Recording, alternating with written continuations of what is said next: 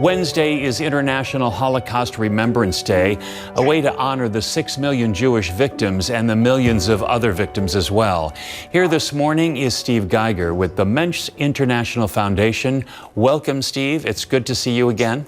Good morning. Thank you, Joe, and thank you for having us here. Well, it is my pleasure. Take us back, if you will, to January 27th, 1945, and to Auschwitz.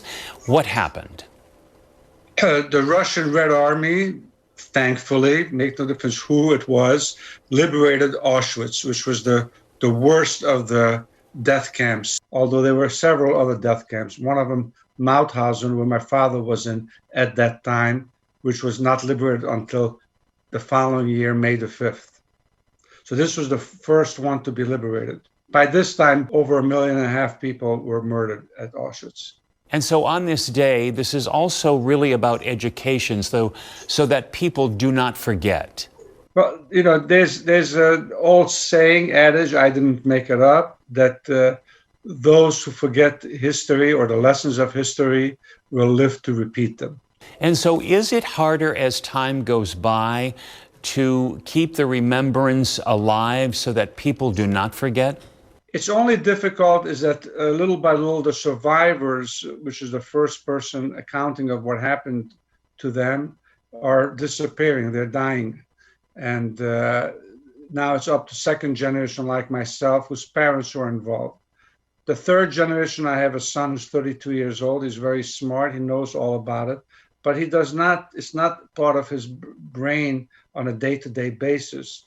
So the question of how many generations it takes for it to be of less interest is really unknown, but it does disappear. You know, the longer time goes by, it disappears. Now, 12 states out of the 50 have mandatory Holocaust education, only 12. California is included, and we are working with the schools in this area to give them materials to teach. We just sent them the books Be a Mensch, written by Alex White, who is now 96 years young. I just spoke to Alex yesterday. He survived the Holocaust, but his father did not. And he wrote the book Be a Mensch, which were the last 3 words that his father told him before they took him to Auschwitz, never to be heard from again.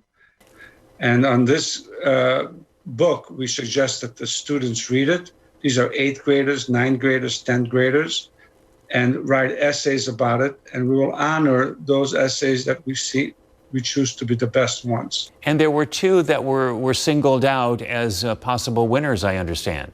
Exactly. From the Palm Valley School, both of them, 2 young people. One's a lady called Lily Jones. The other one is a boy, Kyle Knight. Kyle Knight is 14 years old. Lily Jones is 13 years old. They wrote wonderful essays. For those who don't know what a Mensch is, tell us. Well, the word Mensch itself is a German word meaning human being, just in a dry sense, human being. But in Yiddish, which was spoken in the shtetls of Poland and Belarusia and other parts of Russia where Jews congregated, they were not allowed to be in many of the big cities anyway, much of the 18th century and 19th century as well. And Yiddish was spoken, and the word Mensch became part of the vernacular of being a very, very good human being. This is the way you pointed to somebody, this guy is a Mensch. He's a real Mensch. And it's a good thing, isn't it? It's a very good thing.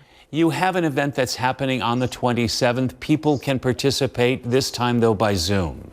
Usually we've had this program every year at the Palm Desert Civic Park, where there's a Holocaust Memorial. This time we're doing it on Zoom. And if people send us an email to Civic Park Memorial, all one word together, Civic Park Memorial @gmail.com, we're happy to send them a Zoom code and they can join us on the program. Steve, thank you so much. We appreciate it. Thank you, Joe.